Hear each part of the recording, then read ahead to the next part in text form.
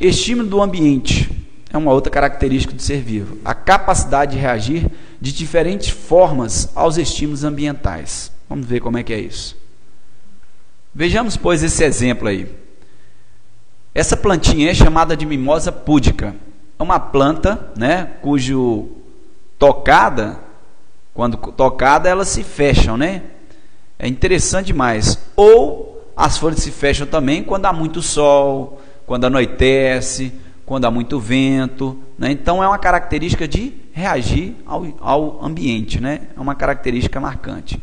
Nós também temos várias maneiras de reagir ao ambiente, né? Quando esfria, nós nos encolhemos, calor, né? Nos abanamos, enfim, tem várias formas de nós nos reagirmos ao ambiente. O animal, quando está, né, acuado, né, a maneira de reagir, né, ele fica acuado, ele fica querendo agredir, então aquela é uma forma de reagir ao ambiente. Homeostase é a propriedade do ser vivo de manter relativamente constante seu meio interno, né? É aquela forma de manter em equilíbrio.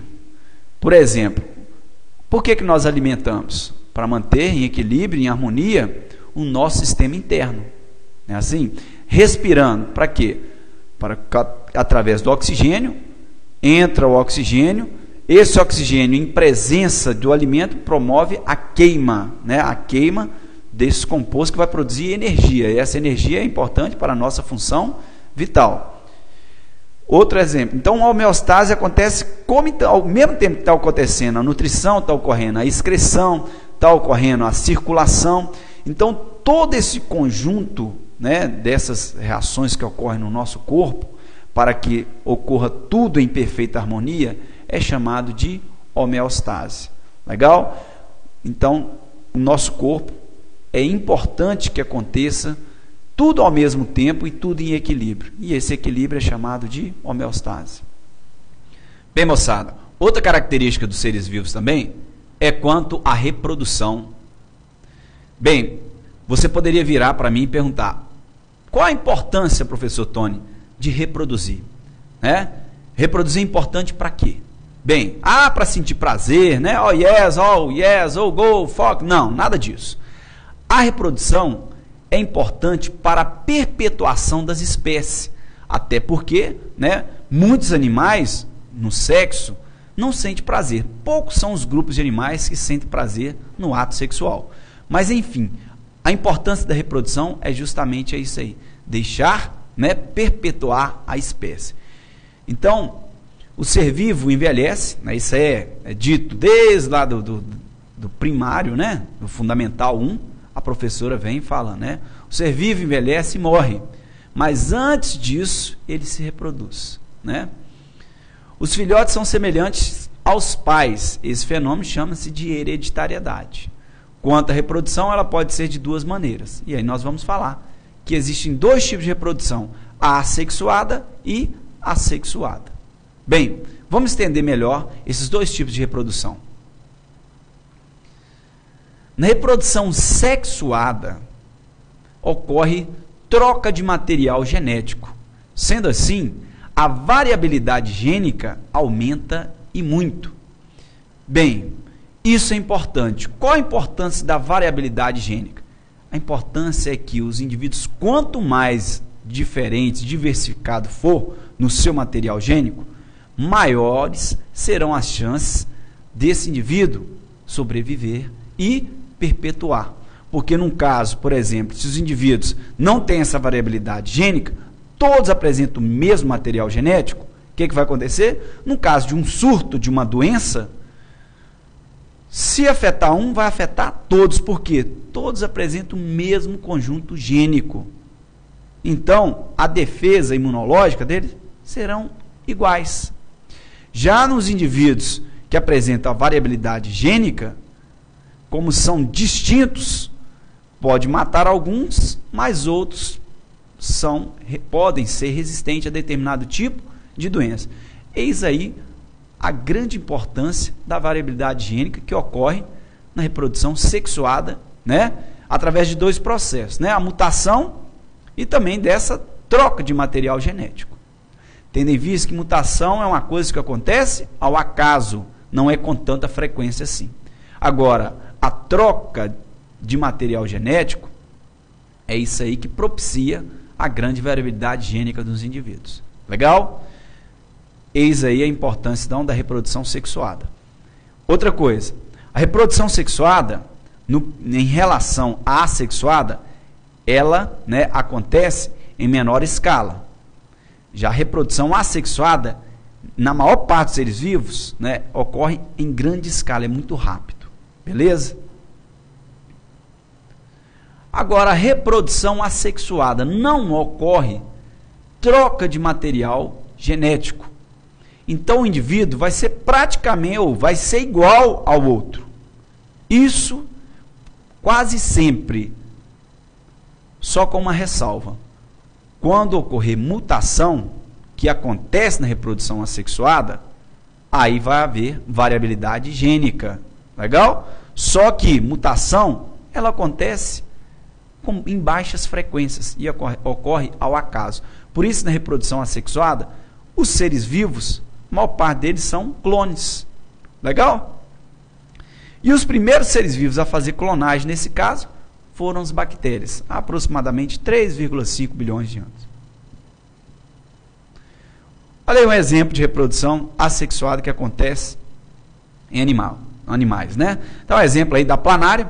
A planária, se você cortar a planária, como aí está ilustrada, ela vai originar 3 planáriazinhas, né? Aí, se ela tem a capacidade de regenerar por completo, ou se não, origina 3 planáriazinhas, beleza? Muito bem, tá aí, né, os 3 seções que foram feitas nessa planária, originando aí 3 indivíduos. Aí, tá vendo? Todos são iguaizinhos, tanto morfologicamente, como também a questão do conjunto gênico, ok? Então, são clones. E por falar, né, em clone, a clonagem é um processo assexuado. Como nós tínhamos dito anteriormente, os primeiros seres vivos a fazer clonagem foram bactérias. Mas hoje, né, já tem clonagem, né, de animais superiores, né? Tendo em vista aí, a ovelha Dolly foi um exemplo de clonagem, não é verdade? Aí nós podemos, né, ilustrar perfeitamente um exemplo de clonagem. Você pega 3 ovelhas, e dessas 3 ovelhas, você pega lá, você tem, né, no caso aí dessa ovelha, a de cara preta, o que você faz?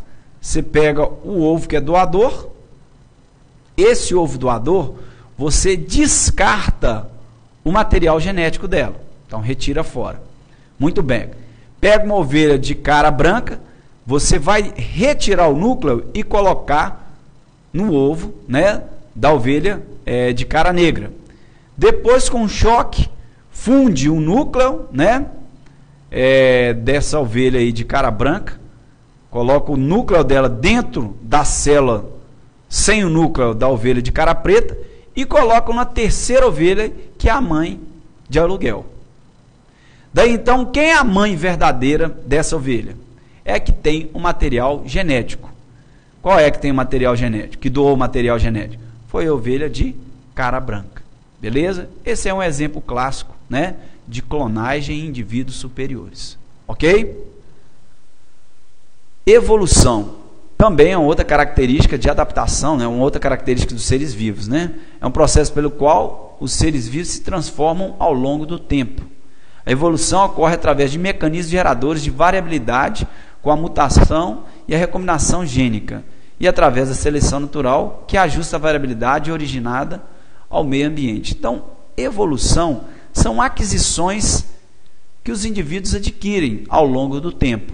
E essas aquisições vão propiciar uma melhor sobrevida desse ser vivo, né? Vamos pegar como exemplo aí, né, a nossa espécie, com o passar do tempo. Olha quanta evolução nós passamos por ela, né? A questão, né, da estrutura corpórea, né, da posição, né, a questão dos dedos oniponível, né, formado de pinça. Então, evolução são aquisições que os indivíduos apresentam ao longo do tempo. E E a última coisa, a questão de adaptação.